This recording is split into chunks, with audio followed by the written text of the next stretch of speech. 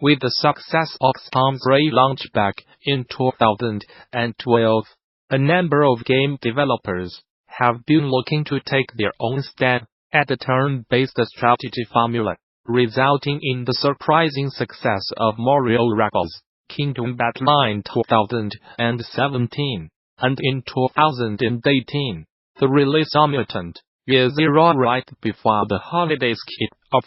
Thanks in no part to a fun mouth-talking duck, Mutant Year Zero has managed to find an audience and a strong niche in the strategy game space, showing how even a stripped-back version of XCOM can deal with the right tone and sense of polished. We have been enjoying the game over at Gamasutra, and were excited a few weeks back when game director Varley, designer and studio founder Skarin, and lead animator Calle Granstrom took the time to talk about their work over on the GDC Twitch channel. There were a few key insights from the trio about Mutant Year Zero's design and game balance, so we took the time to collect a lightly edited transcription of their most salient points. Read on for a look at how a bunch of Hitman veterans managed to make their own strategy game, Skarin, quite early on.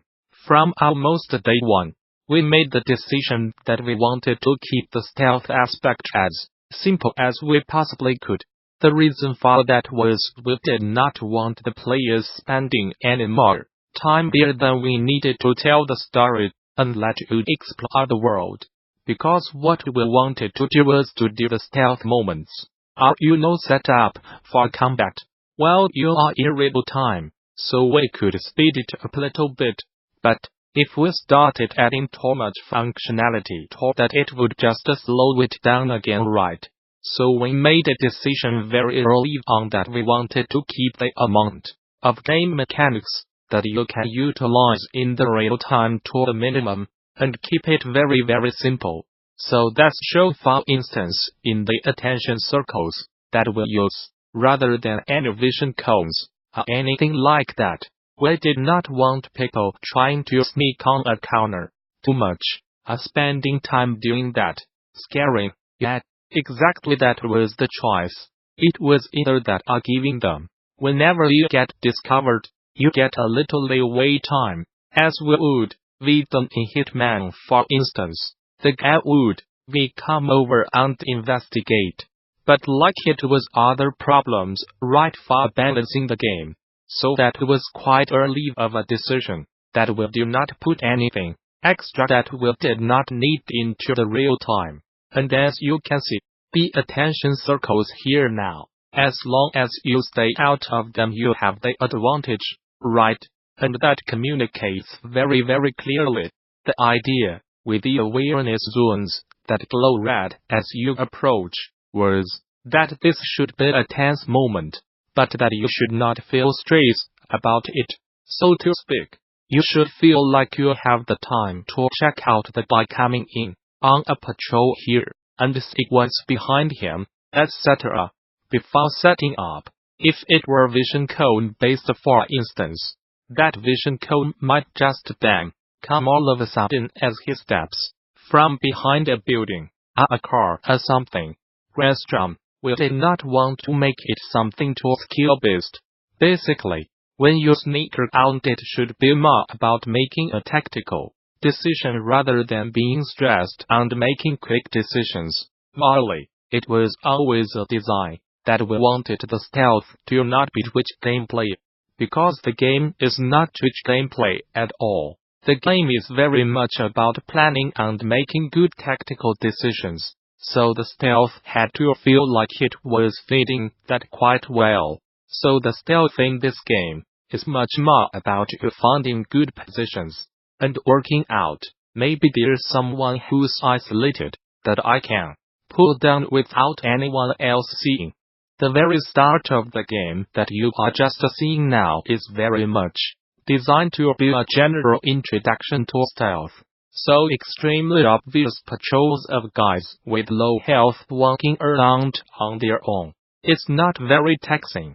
It's not very challenging. And the characters, when they talk, they heavily hinting at List 2 or 3 times that we should investigate who's here, and we should sneak around first. So I would say that the first 20 minutes of the game is gently pushing the player into this kind of playstyle, rather than us hitting them with a hammer, if that makes sense. Skarin, in user research about a month ago, or something, it was one of the things we probably did not communicate enough. We have added some tutorial messages around this, because if you do not figure it out rather quickly, the levels can become quite hard later down the line. Because we really wanted you to scout out these positions, you do not always have to pick off everybody around the map, but at least figure out that they are there. When more advanced units stepped into the zone that can help other units and such, it's very important that you know about these units. They will surprise you. Varley, it was also important that the stealth does not become boring in the game, because this pattern, in the start of the game, you repeat that too much it'll start to get stale. So in the game's balancing, the enemies that get harder the further in the zone you get, and the enemy's health will slowly start to track ahead of your stealth weapons. So at some point in the game you are going to start having to use multiple characters with stealth weapons to kill an enemy. Make use of your mutations that allow you to do double damage, crit damage, and stuff like that to be able to pull off a stealth kill. Skarin. So it's actual now. You are out of combat, but will have a critical hit under regular one, and that was the balance you were talking about. It's kind of in layers. That balance, it's quite nice. Where during the mid-game you have to start doing critical hits with your silent weapons in order to take the straggling characters out. Are these outliers? So it becomes a little bit deeper to do it, which is quite nice. And towards the end, you will have to use basically all the tricks in the book if you want to take anybody out on the outskirts. Skarin. First of all, of course, we are also cheating behind the scenes, because people do not understand percentages very well, so a 75% shot here is a bit higher, right? We will also do a few tricks on the eye side, where if they hit you, they will actually have less chance next time, and such, so you do not get into these streaks of the enemy feeling super powerful, just because they got a Lokiran. You need to do a couple of these things, specifically around 50%, right? You should not be taking those shots reeling. You should not be taking 25% shots in some game reeling.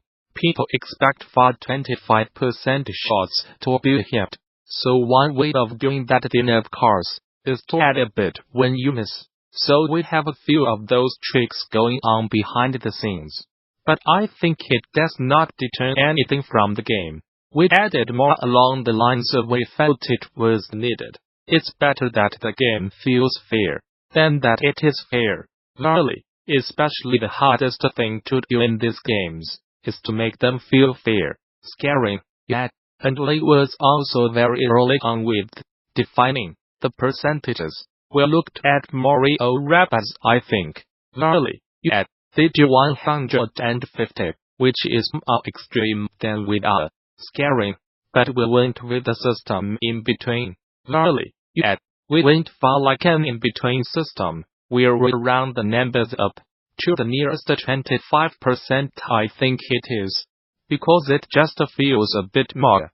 For me, personally, when I am playing, it feels a bit more easier to predict what's going to happen. The 75% to me feels not guaranteed. It's still a bit of a gamble. 50% feels like we know what 50-50 is. It's a complete gamble. 25. That just feels like it's going to miss.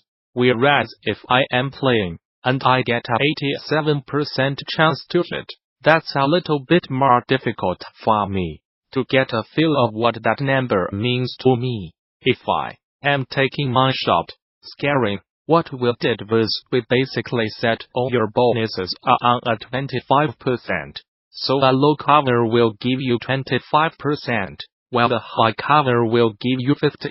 Like that kind of stepping instead of going with 10%. How you know some certain angle.